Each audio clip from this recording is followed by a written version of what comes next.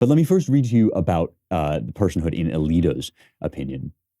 He writes, our opinion is not based on any view about if and when prenatal life is entitled to any of the rights enjoyed after birth. The dissent, by contrast, would impose on the people a particular theory about when the rights of personhood begin.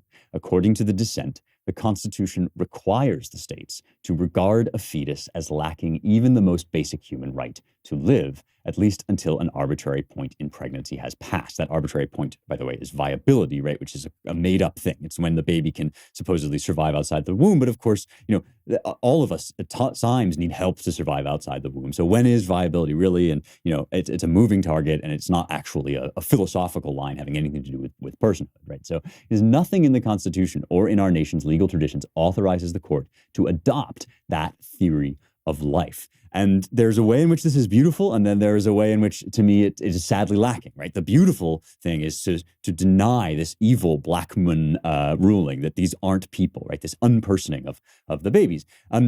What he's saying is we're just not taking any stance. The Constitution doesn't say what a person is, doesn't define a person. It just takes for granted that there are people and that, as the Declaration says, they are endowed with certain inalienable rights, right? And then it enumerates some of those rights and it leaves others unenumerated, right? But Alito is saying, so therefore, since our job is to interpret the Constitution, we are not tasked with the job, therefore, of saying what a person is, what that word person means.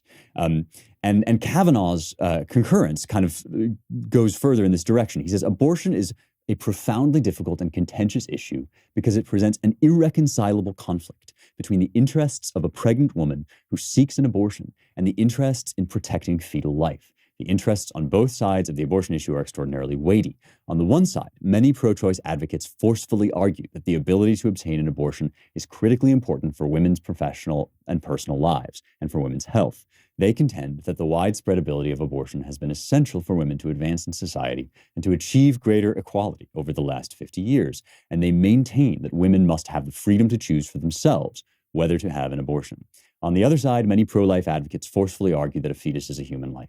They contend that all human life should be protected as a matter of human dignity and fundamental morality, and they stress that a significant percentage of Americans with pro-life views are women. When it comes to abortion, one interest must prevail over the other at any given point in a pregnancy. Now, I want to pause here, right? Because, again, these Supreme Court justices are being totally diplomatic, totally agnostic on this question of personhood. And I'm going to get in a little later into why that might be, whether this is really what they believe or whether this is just how far they thought they could go at this time. But fundamentally, right, when Kavanaugh outlines the pro-abortion, the pro-choice cause, right, he lists all of these other interests that might weigh against the life of the baby. And this is Blackmun did this too, right? The economic interests, the personal and professional lives. It might be distressing to have a baby, right? Women's health is a slightly different one because you could get in there to issues of life of the mother. But all of these other interests, right? If it's a person, they don't matter. Now, it's not that those things don't matter, full stop. It matters that women should have, free lives. It matters that women should have, economic fulfillment and stability, and all those things matter, right? But can you think of any other instance in which you would say, my economic interest outweighs your personhood, right? If the baby is a person, then you certainly can't kill him for any of the reasons that are typically listed. And that's why things like the right to privacy are so irrelevant, right? You say, well, the right to woman has autonomy over her own body, has a right to privacy. Literally nobody denies that. There's literally no one out there being like rubbing his hands together saying, I want to take away women's right to privacy. That's what I want. I don't think women should have privacy. I don't think that women should have right to control their own bodies, right? What the pro-life side is saying is you have all of those rights, right? But they don't cancel out the right of any other person to live, right? And so you can't extinguish a human life within your body simply because of all these other things that you choose to gain. And down that road, madness lies, right? And this is why the personhood issue is the heart of the abortion question. There's really nothing else to be discussing here.